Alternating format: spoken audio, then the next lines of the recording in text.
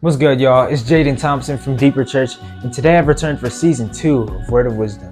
So if you hadn't already hopped on the bandwagon, it's never too late because I got a word of wisdom for you regardless. Today's word of wisdom comes from Proverbs chapter 1, verse 7, and says, "The fear of the Lord is the beginning of knowledge, but fools despise wisdom and instruction." Today's topic is fear, but not just any fear. The fear of the Lord. So first, what does it mean to fear the Lord? To fear the Lord is to have reverence or deep respect for God. But I'm not just talking about any God, I'm talking about Yahweh, the God we read about in the Bible. And a lot of people might go, well, what if I don't fear the Lord? Why should I? Well, to answer that first question, the wise fear the Lord and shun evil, but a fool is hot-headed and yet feels secure. And I don't think Proverbs compares being wise to anything else. Like, there's no in-between. It's always the wise do this, but fools do this, which means if you're not seeking wisdom, then you're a fool. And a lot of times people don't see God or they miss him because they're not looking for him. Either that's the case or some people just don't understand the God stuff, Some people don't understand the fear of the Lord. And if that's the case, cry out for insight and ask for understanding. Search for them as you would for silver. Seek them like hidden treasures. Then you will understand the fear of the Lord and you will gain the knowledge of God. For the Lord gives wisdom. From his mouth come knowledge and understanding. And if you need wisdom, ask our generous God and he will give it to you. He will not rebuke you for asking. But when you ask, be sure that your faith is in God alone.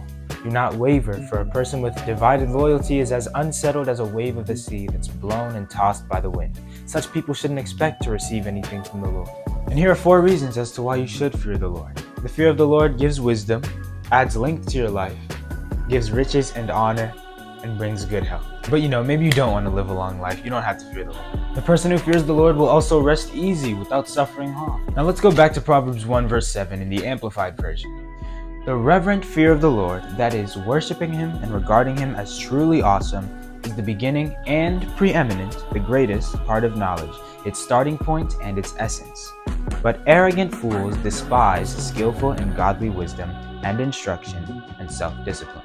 The Amplified Version adds the word arrogant because Proverbs actually discusses various kinds of fools. The arrogant fools are those who are flippant, the ones who don't take it seriously, hardened, the ones who have hardened their hearts to God's word, and those who deliberately choose to reject God and wisdom. But why reject wisdom? You're just making your life harder. And not all wisdom is the same. There's a difference between earthly wisdom and godly wisdom. Earthly wisdom, culture, says follow your heart. But godly wisdom says the heart is deceitful above all else. And that doesn't mean every emotion is wrong. It just means don't lead by your emotions. Episode 3. Earthly wisdom says seeing is believing. Godly wisdom says blessed are those who believe without seeing. Earthly wisdom appeals to the senses and the emotions. God's wisdom gives us focus and direction when we have to choose between what looks good, feels good, and is good. And just to clarify, God gives godly wisdom, not earthly wisdom. So the main idea is that if you want wisdom, godly wisdom, fear the Lord. Even if you don't believe in God, why not try something new? Thank you for watching and listening. My name is Jaden Thompson, and you were made for more, so let's go deeper.